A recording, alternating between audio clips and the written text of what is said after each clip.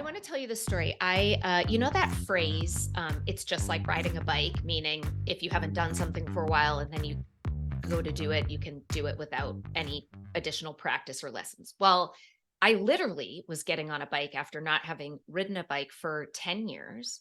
And within 30 seconds, I crashed. So for me, riding a bike was not just like riding a bike. But I want you to guess just how long I spent worrying about the fact that I crashed my bicycle. There was like nobody there. I wasn't hurt a little bit, but not really. And I'll tell you the answer is 0 seconds. I literally did not, I laughed actually, and I did not worry at all about the fact that I crashed my bike. But that then triggered this other worry, which was at the time my children were 8 and 10, and neither of them knew how to ride a bike yet. And I just started to think about what a terrible mother I am. That, like, how could my kids have gotten to 8 and 10 and still not know how to ride a bike? Like, what kind of parent hasn't taught their children how to ride bikes by this age? Everyone else in the neighborhood, 4 or 5 years old, they were all booting around the block on their bikes. And why do you think that is? Like, what is the difference there? What I didn't worry about and what I did.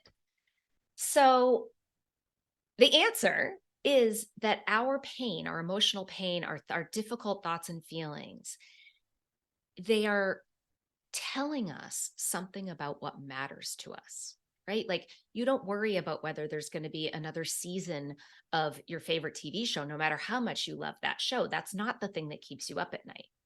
The things that you worry about are the things that deeply matter, probably your relationships, your work, whether you're competent and doing a good job, whether you're contributing, maybe the state of the planet, your pets, the things that you really care about. It's a bright red neon arrow pointing at what matters.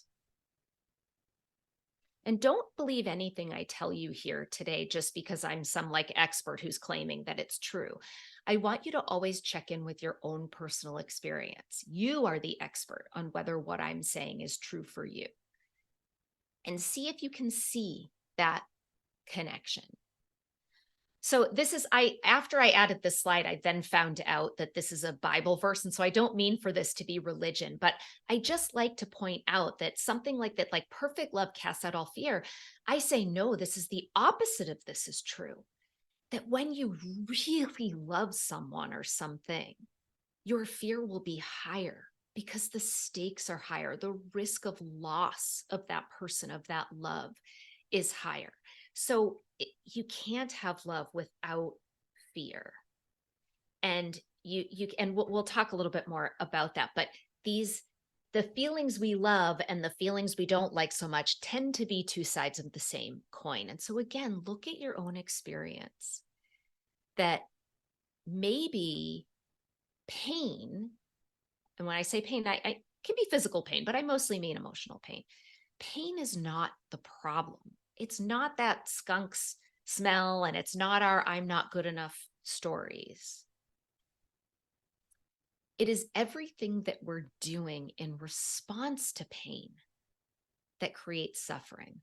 And this is acceptance and commitment therapy has had many, many different influences and sources. It borrows from many places, including ancient Eastern religions like Buddhism. And this is an idea from Buddhism that pain is just the price of admission to this thing being human. Like, we literally come out of the womb screaming. And if we're not, it means something's terribly wrong, right? So we are in pain from the moment we enter this world. So that's something that we don't really get to control, but we do get to control how we respond to it. And maybe it's not the pain, but it's all the things we do to try to avoid the pain that creates suffering. So hold that with you as we go. And so with acceptance and commitment therapy, what we are doing, we have one goal and one goal only. And this is really good news for you. And I'll tell you why. Our only goal in acceptance and commitment therapy is to teach our clients to develop greater psychological flexibility. And what that means is our ability to be in this one present moment with all of our thoughts, emotions, physical sensations, urges, fully and without defense. So we're open, we're aware, we're allowing all of those internal experiences, the ones we like and the ones that we don't like so much. And we're showing up to consciously, deliberately choose what we're going to do or not do, persist or desist in behavior, based on deeply held personal values. That is psychological flexibility. So the reason I say this is good news is I'm going to teach you a whole bunch of stuff from acceptance and commitment therapy. But if you are in that therapy room, helping someone make space for their discomfort while choosing how to live based on their values, however you're doing that, you're doing ACT. So if you're a CBT therapist or a psychodynamic therapist or like whatever your theoretical orientation is, you don't have to discard that to be practicing ACT. Yes, there is a theory and philosophy of science behind ACT, which I'll tell you a teensy tiny bit about. But as long as you are helping clients build psychological flexibility, you are working in an ACT consistent model. And so the other word for this is workable. And we'll talk more about that.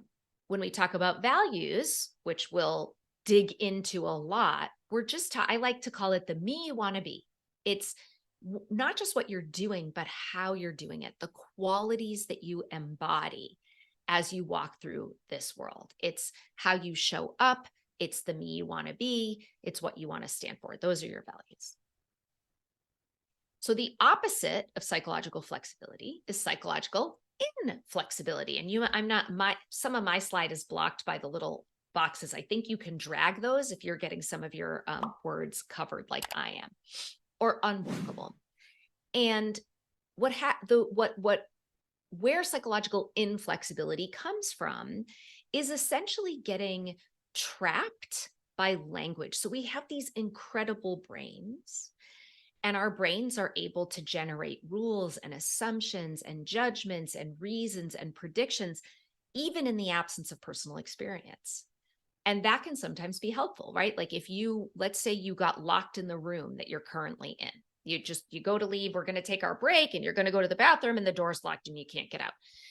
This may have never happened to you before. And yet your brilliant brain can generate many different solutions, right? Like I have a cell phone, I can call my husband, he's across the hall, I can bang on the door and yell for him. If that doesn't work, I have a window in my office, I can open it and yell. There's all sorts of different ways that we can problem solve this, even if we've never had to get out of a locked room before. The problem occurs when we start to apply those same abilities to quote unquote problems inside of our skin.